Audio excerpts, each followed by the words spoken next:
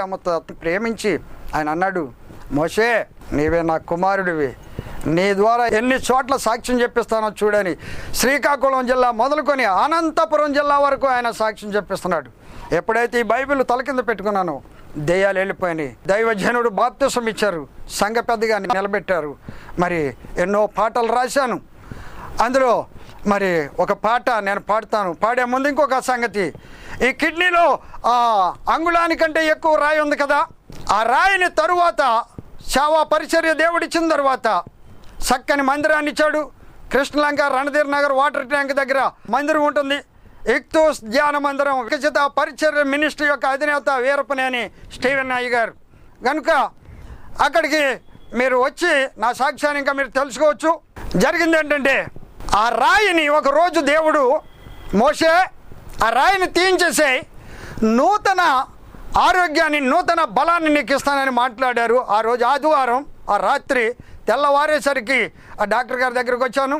ఇక్కడే పుష్పవాటల centre. Kidney doctor గారు 95లో start చేశాడు ఆయన. అంతవరకు 86 నుంచి డాక్టర్ అనేటటువంటి వారు లేరు. ఆయనకి డబ్బులు కట్టేశాను, నడానికి ఇంజక్షన్ చేశారు, కాళ్ళు చేతులు పనికి రావట్లేదు, కదిపి చూశాను కదలలేదు. అప్పుడు నేను అనుకున్నాను, ప్రభువా ఈ ఆపరేషన్ చేసే కాడికి కూడా ఒక పాఠాన్ని నేర్పడానికి తీసుకొచ్చావు తండ్రి. మనిషి బ్రతుకుండగానే ఎంత జ్ఞానాన్ని ఇచ్చావయ్యా, అవయవాలు పనికి రాకుండా చేసేటటువంటి జ్ఞానాన్ని అనుకున్నాను. అప్పుడు అన్నాడు, మత్తు డాక్టర్ నా ముందు ఉన్నాడు, సెలైన్ పెట్టారు, ఒక చేతికేమో మత్తిచ్చారు. డాక్టర్ గారు ఇంజక్షన్ చేసి డ్రిల్ అనేటటువంటి మిషన్తో గజ గజ గజ గజ అంట కట్ చేస్తున్నారు రాయిని. ఈలోపు పరిశుద్ధాత్మ దేవుడు అన్నాడు, నాకు ఎక్కడి నుంచి మత్తు రావట్లేదు, డాక్టర్ గారితో మాట్లాడుతున్నాను, కాళ్ళు చేతులు మాత్రం పనికి రావట్లేదు. పరిశుద్ధాత్మ దేవుడు అన్నాడు, మోషే ఆ రాయి మీద ఒక పాట రాయమన్నాడు. ప్రభువా ఎలా రాయనంటే, నేను అందిస్తున్నానని అక్కడే అదే బల్ల మీద పట్టపగలు 2 గంటల సమయం అది ఆయన అందిస్తూ ఉంటే నేను పాడాను. ఆ పాట ఇప్పుడు మీ ముందు పాడుతున్నాను. నిషేధించబడిన ఈ రాయి సర్వ జగత్తుకు పునాది రాయి,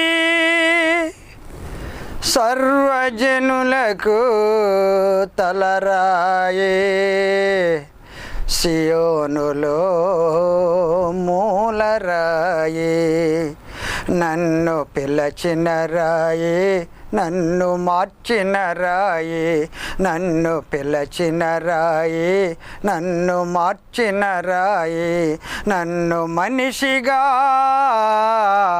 మలచిన రాయే, నన్ను మనిషిగా మలచిన రాయి. నిషేధించబడిన ఈ రాయి సర్వ జగత్తుకు పునాది రాయి, అబ్రహాము బలిపీఠము పేర్చిన రాయి, యాకోబు నూనెతో అభిషేకించిన రాయి, అబ్రహాము బలిపీఠము పేర్చిన రాయి, యాకోబు నూనెతో అభిషేకించిన రాయి, మోషేకు కొండపై అండగా నిలిచిన రాయి, మోషేకు కొండపై అండగా నిలిచిన రాయి, యెహోషువ నిలబెట్టిన 7 కన్నుల రాయే, నన్ను పిలచిన రాయి, నన్ను మార్చిన రాయి, నన్ను పిలచిన రాయి, నన్ను మార్చిన రాయి, నన్ను మనిషిగా మలచిన రాయి. నిషేధించబడిన ఈ రాయి సర్వ జగత్తుకు పునాది రాయి. ప్రవక్తలు యాజకులు ప్రవచించిన రాయి, కాలము పరిపూర్ణమై భువికే తెంచిన రాయి. ప్రవక్తలు యాజకులు ప్రవచించిన రాయి, కాలము పరిపూర్ణమై భువికే తెంచిన రాయి. మరియ తనయునిగా మనిషి కుమారునిగా, మరియ తనయునిగా మనిషి కుమారునిగా, దేవదేవునిగా లోకరక్షకునిగా నన్ను పిలచిన రాయి, నన్ను మార్చిన రాయి, నన్ను పిలచిన రాయి, నన్ను మార్చిన రాయి, నన్ను మనిషిగా మలచిన రాయి, నన్ను మనిషిగా మలచిన రాయి. నిషేధించబడిన ఈ రాయి సర్వ జగత్తుకు పునాది రాయి. ఇల్లు కట్టువారైన తన వారే ఎలివేసిన రాయి, గేలి చేసిన రాయి. ఇల్లు కట్టువారైన తన వారే ఎలివేసిన రాయి, గేలి చేసిన రాయి. దిక్కులేని దీన జనులకు అండ నిలిచిన క్రీస్తే బండరాయి. దిక్కులేని దీన జనులకు అండ నిలిచిన క్రీస్తే బండరాయి. ఆరాయే నా యేసు, నా యేసే రక్షణ మార్గం.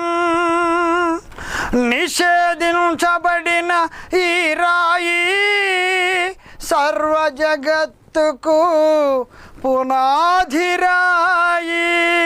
అవును ప్రియమైన దేవుని బిడ్డలారా, ఆపరేషన్ జరుగుతున్నటువంటి సమయంలో ఆ మహాదేవుడు అందించిన పాట, ఆయన నా కిడ్నీలో రాయి అయి పుట్టి నా జీవితాన్ని మార్చేసి, పూర్వము దూషకుడను హింసకుడను హానికరుడైన నన్ను నా ప్రభువు మార్చాడని పౌలు భక్తుడు సెలవిచ్చినట్లుగా, తెలియక ప్రభువుని తిట్టాను. బూతుల్లో ఎన్ని రకాలు ఉన్నాయో అన్ని తిట్టేశాను. తెలియక చేసి తిని కనుక తిమోతికి రాసిన పత్రిక మొదటి పత్రిక 13వ వచనంలో మనకి ఆ మాట కనబడుతుంది. తెలియక అవిశ్వాసము వలన చేసి తిని కనుక కనికరించబడ్డాను, పాపులను రక్షించటానికి యేసుక్రీస్తు లోకమునకు వచ్చిననే వాక్యము నమ్మదగినది, పూర్ణాంగీకారమునకు యోగ్యమైనది.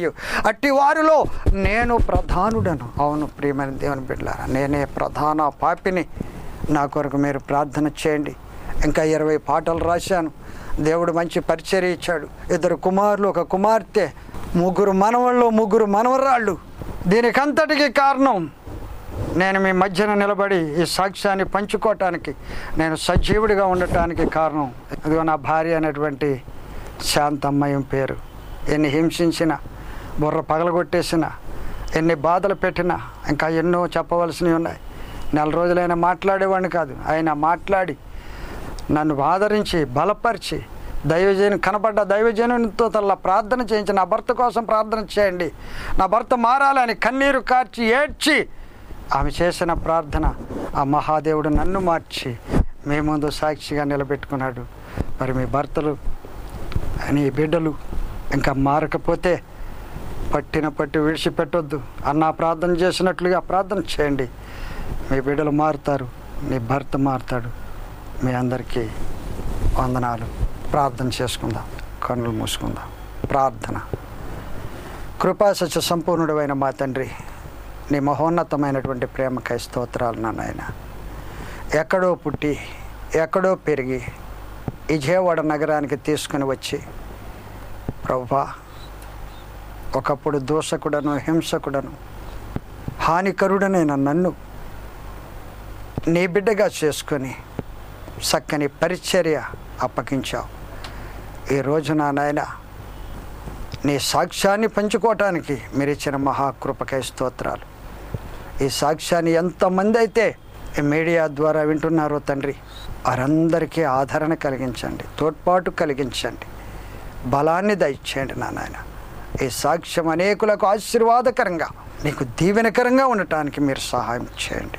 యేసు నామమున అడుగుచున్నాము తండ్రి, ఆమేన్. ఈ సాక్ష్యము దేవుడు దీవించునుగాక, ఆమేన్.